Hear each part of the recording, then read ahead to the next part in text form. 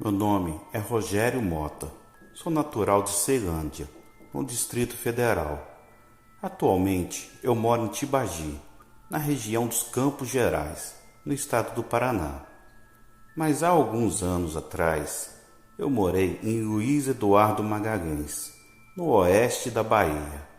Naquela época eu trabalhava como motorista para uma empresa e transportava a produção agrícola para Salvador.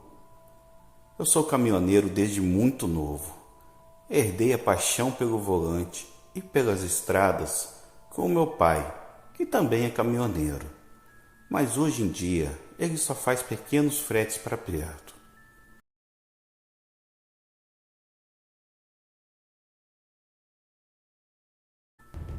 Eu já rodei bastante por esse Brasil, mas na parte da Bahia. Mas na Bahia tem um trecho de uma rodovia com cerca de 200 quilômetros na BR-242, que começa no início da subida da Serra da Mangabeira e termina em um povoado chamado Tanquinho de Lençóis, que nas madrugadas aparecem alguns fenômenos que fazem as pernas tremerem e os cabelos ficarem arrepiados. Eu mesmo já fui testemunha ocular desses fenômenos e, sinceramente, foram momentos apavorantes que faz o homem repensar sua vida e suas escolhas. Em 2007, eu estava voltando com um caminhão vazio de Salvador, onde eu levei um carregamento de soja. Por volta das 9 horas da noite, cheguei em um posto de combustível chamado Carne Assada, que fica em um povoado com o mesmo nome, a uns 20 quilômetros da cidade de Ceabra. Estacionei o caminhão e fui tomar um banho, e depois aproveitei e fui jantar. Só que depois da janta, ao invés de dormir para descansar no pátio do posto, como era costumeiro eu fazer, resolvi seguir viagem por mais um tempo. A minha intenção era dormir em um posto que fica uns 100 quilômetros mais à frente, logo depois da Serra da Mangabeira.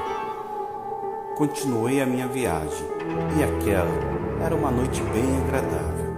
E apesar da rodovia ser pista simples, o trânsito estava leve e fluía normalmente, sem qualquer contratempo. E mesmo depois de dirigir o dia inteiro, eu não estava me sentindo cansado e nem com sono. Devia ser quase meia-noite. O rádio do caminhão tocava umas modas boas. Eu estava descendo a Serra da Mangabeira. Foi quando, do nada, apareceu um carro de passeio atrás do meu caminhão. Ele estava com o farol alto, porém não me ultrapassava, nem dava sinal de luz. Apenas seguia o meu caminhão. Eu imaginei que fossem bandidos e que a tentativa de assalto era apenas questão de tempo. Mas, assim como que do nada, o carro surgiu atrás do caminhão e desapareceu. Meu pensamento naquela hora foi que eles desistiram do assalto e por isso voltaram. Mas o que eu não esperava era que de repente o carro surgisse novamente. Só que desta vez foi na minha frente. O carro estava andando devagar e deu para ver os detalhes. Era um Opala preto, com a luz interna acesa, e dentro do Opala haviam 5 pessoas, mas os ocupantes tinham uma aparência estranha.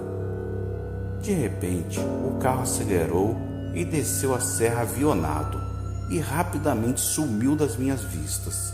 E eu comecei a temer pela minha vida, pois aquela situação estava estranha demais.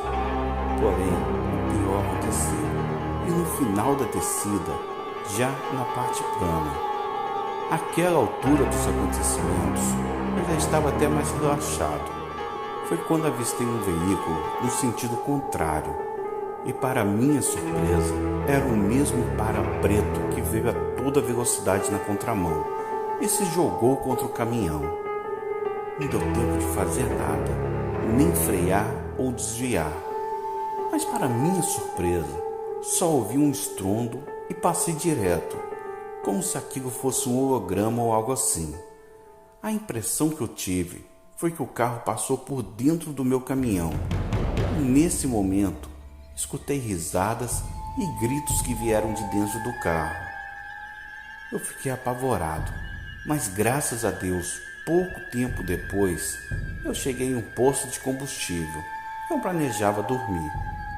Eu precisei ficar uns 15 minutos sentado, apenas respirando fundo e tentando processar o que tinha acabado de acontecer comigo há poucos minutos atrás.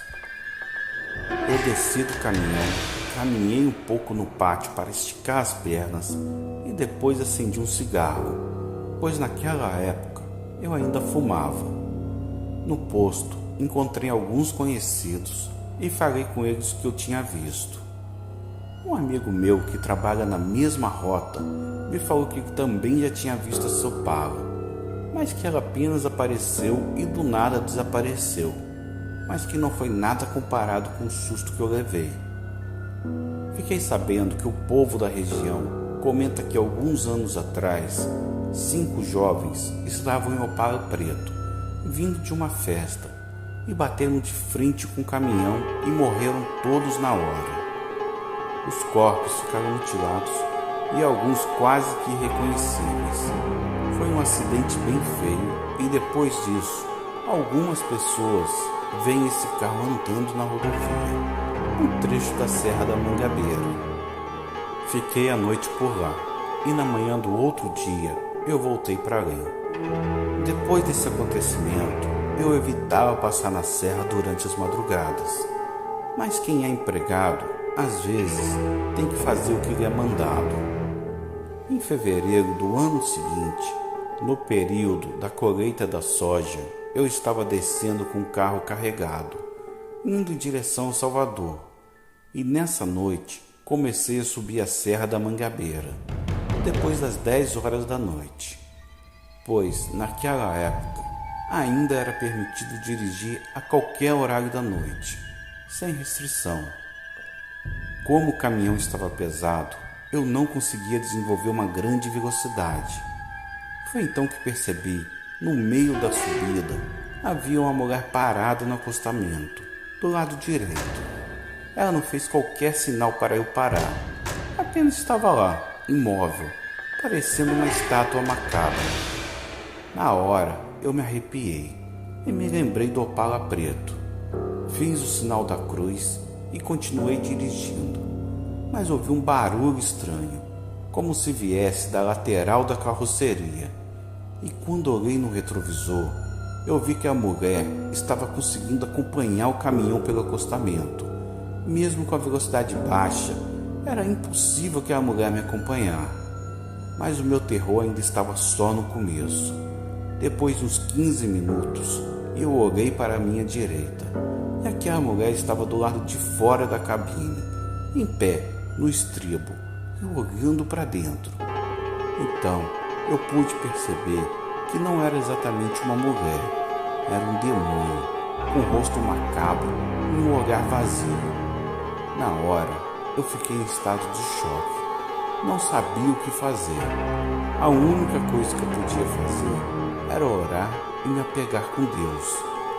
Então, comecei a recitar os Salmos 91. Enquanto eu recitava, aquele demônio em forma de mulher dava risadas e permaneceu assim por cerca de uns 2 quilômetros, até que ela se transformou em um tipo de fumaça e desapareceu. Continuei dirigindo e quando cheguei à cidade de Ceabra, estacionei o caminhão em frente a um posto de combustível e fiquei por lá até umas 4 horas da manhã, pois eu não tive forças para continuar dirigindo naquela noite. Na volta para Além, não aconteceu nenhuma manifestação sobrenatural durante o meu trajeto, mas assim que cheguei na empresa, fui direto falar com meu supervisor sobre o ocorrido da ida. Eu pensei que ele fosse me encaminhar para a psicóloga da empresa, mas ele apenas olhou para mim em tom de brincadeira e me disse: "Da próxima vez, você para o caminhão e pede para a mulher entrar, pois a polícia rodoviária vê ela viajando na estribo, vai ser multa na certa." Eu fiquei até sem graça, achando que ele estava tirando onda com a minha cara. Mas logo que ele falou isso, ele me chamou e a gente foi até a copa da empresa tomar um cafezinho. E chegando lá, ele me falou que iria me contar uma experiência que ele teve quando trabalhou como motorista. Ele me falou que uma vez ele estava viajando para Salvador e parou no posto que fica próximo à subida da serra para descansar e jantar. Quando ele estava saindo do posto, tinha uma mulher parada, pedindo carona. Ele parou e abaixou o vidro e perguntou para onde ela ia. A mulher disse que desceria na entrada de Piatã. Ele abriu a porta e ela entrou na cabine. Mas o estranho é que ela não carregava qualquer bagagem, nem mesmo uma bolsa de mão.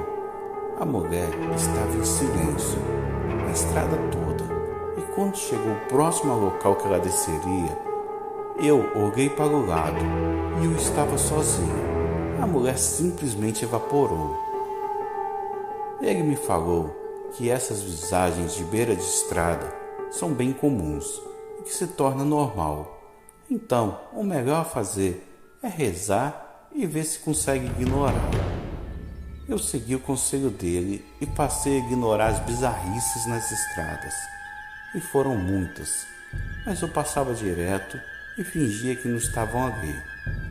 Continuei trabalhando na empresa por mais 2 anos, mas a gota d'água foi quando certa vez, por volta das 2 da madrugada, estávamos andando em comboio, no sentido Salvador, e quando nos aproximamos da entrada de uma cidade chamada Palmeiras, a poucos quilômetros do Morro do Pai Inácio, uma entidade em forma de boi atacou o meu caminhão e quase que eu perco minha vida. Eu era o último de 5 caminhões do comboio. Então, de repente, um boi gigante saltou do acostamento, na frente do caminhão, e começou a correr na pista. Foi um susto terrível. Passei o rádio, mas por incrível que pareça, nenhum dos outros caminhoneiros do comboio e nem os outros que vinham no sentido contrário conseguiam ver aquele animal. Eu imaginei que fosse mais uma das coisas que aparece naquele trecho. Criei coragem e aumentei a velocidade, mas o suposto boi continuava correndo na mesma velocidade do caminhão. Depois que passou pela estrada da cidade, aquele animal deu um pulo e foi para o acostamento e começou a correr paralelamente ao caminhão. E quando me aproximei de uma curva, ele se jogou contra a carroceria. O impacto foi tão violento que eu fui parar na contramão e por pouco não perdi o controle da direção e desci a ribanceira. Eu passei o rádio novamente e alguns amigos que vinham atrás falaram que realmente havia um boi pastando na beira da pista, lá atrás, perto do britador, mas que era apenas um animal e não tinha nada de sobrenatural.